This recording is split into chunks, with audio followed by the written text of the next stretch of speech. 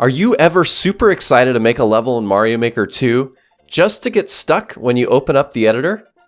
In this video, we'll go over the 5 things to do before level creation that will help you design fun and memorable levels.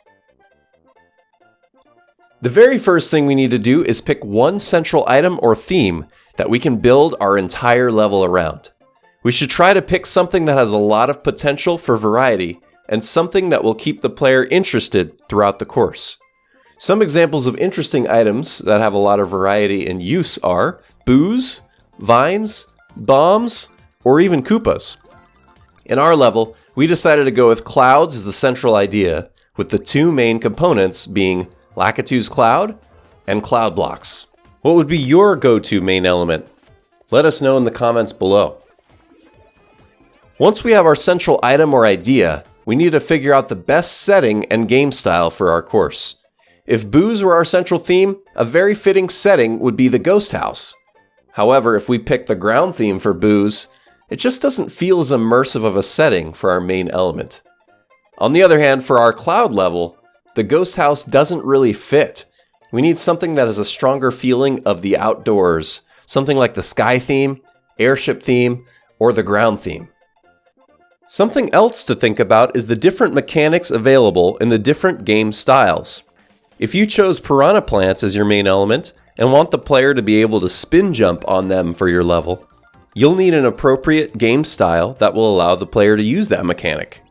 The other thing to remember is that the 3D world style is completely different than the retro styles.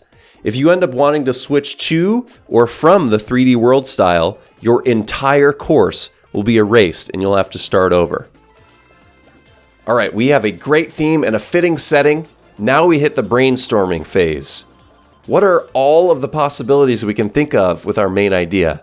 We should start by making a list of everything we can come up with. If the list only has 2 ideas on it, chances are our main idea will not be very effective. On the other hand, if our list is multiple pages long, we're going to have to pick our favorite ideas and leave some others out. For example, we really liked the idea of using a shelmet to destroy bombs that blocked our path.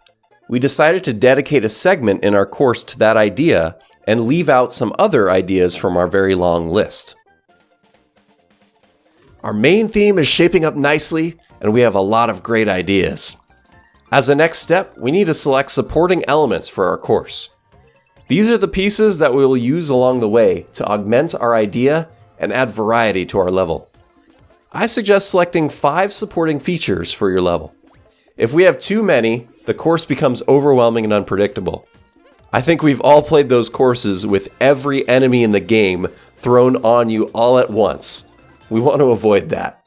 For our cloud level, we chose spike traps, bombs, Koopas, munchers, and grinders as our supporting elements.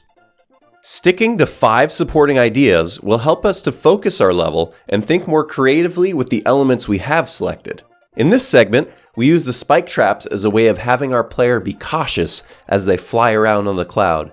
The bombs become a piece of the puzzle the player must solve to progress through to the next area. We also use Koopas and munchers with wings as a cloud control challenge for the player. This section becomes more memorable by avoiding an overwhelming number of features in the level. The final step before we head over to the editor is to plan out the progression of our course. Now, we look at our list again and try to think of a logical order of events. It wouldn't make sense to start the level with a boss fight and end the level with a flat walking section. I recommend drawing out the course on paper to get a feel for the overall flow of the ideas. It'll be way easier to change the order of elements in your level before you start working in the editor, so this step could actually save you a lot of time. Try to look for ways to change up what the player needs to do. We want to avoid having too many platforming sections in a row or too many puzzles in a row.